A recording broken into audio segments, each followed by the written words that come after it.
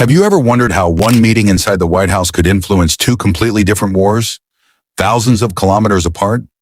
On the same day, Donald Trump welcomed Volodymyr Zelensky, the president of Ukraine, and just hours later, he sat down with Benjamin Netanyahu, Israel's prime minister.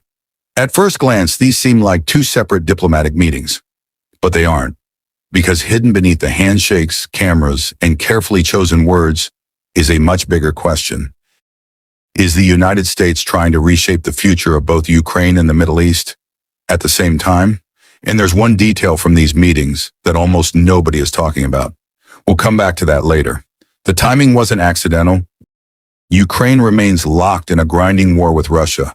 Meanwhile, tensions across the Middle East remain dangerously high after months of confrontation involving Israel, Iran, and Iranian-backed groups. Normally, these crises are treated separately. Different allies, different enemies, different battlefields. But this week, both conflicts arrived at the exact same address, 1600 Pennsylvania Avenue. For Trump, these meetings weren't simply diplomatic ceremonies. They were an opportunity to show that Washington still sits at the center of the world's biggest security decisions. But here's where things become interesting. Both Zelensky and Netanyahu came to Washington asking for different things. Yet both ultimately needed the same thing: American support. Remember that, because it explains almost everything that happened behind those closed doors. Officially, the discussion focused on military assistance, air defense systems, and the future of peace negotiations. Ukraine continues facing missile and drone attacks. Protecting cities remains one of Kyiv's biggest priorities. But military aid wasn't the only issue.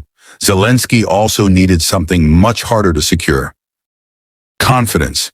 Every major decision in Kyiv depends partly on knowing that Washington remains committed. Without that confidence, every strategic calculation changes. Every military plan becomes more uncertain, and that's why even symbolic meetings inside the White House carry enormous importance. Because in international politics, perception can be almost as powerful as weapons. But while Zelensky's meeting was ending, another world leader was already preparing to walk through those same doors. And his priorities looked completely different. Benjamin Netanyahu wasn't focused on Eastern Europe. His attention remained fixed on one country: Iran. Recent months have seen repeated military confrontations, regional tensions, and growing concerns over Tehran's future actions.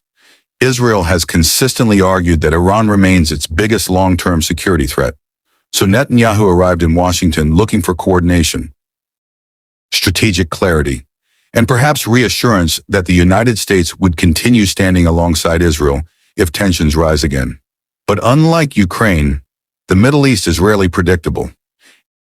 Every diplomatic move affects multiple countries simultaneously. One statement can calm the region, or inflame it, which means every word spoken inside those White House meetings carried unusual weight. But here's the question: if these meetings were about completely different wars, why schedule them on the same day? That answer may reveal Trump's broader strategy. This is where many headlines stop, but the real story begins here. Ukraine and the Middle East may appear unrelated, yet they compete for something extremely limited: American attention, military resources, political capital. Every Patriot missile sent to one region is a Patriot missile unavailable somewhere else. Every diplomatic priority creates another difficult trade-off. Trump now faces an incredibly complicated balancing act. Support Ukraine without weakening America's position in the Middle East. Support Israel without reducing America's ability to influence Europe. That's much easier said than done. And this brings us back to the question we asked at the beginning. Could one day at the White House reshape two wars? The answer depends less on what cameras recorded, and more on what happened after they stopped rolling. History often remembers the battles, but history is frequently changed inside meeting rooms.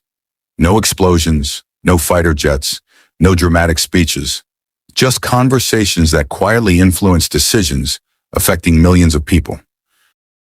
Trump's meetings with Zelensky and Netanyahu may not produce immediate headlines tomorrow. There may be no peace agreement overnight, no sudden end to either conflict.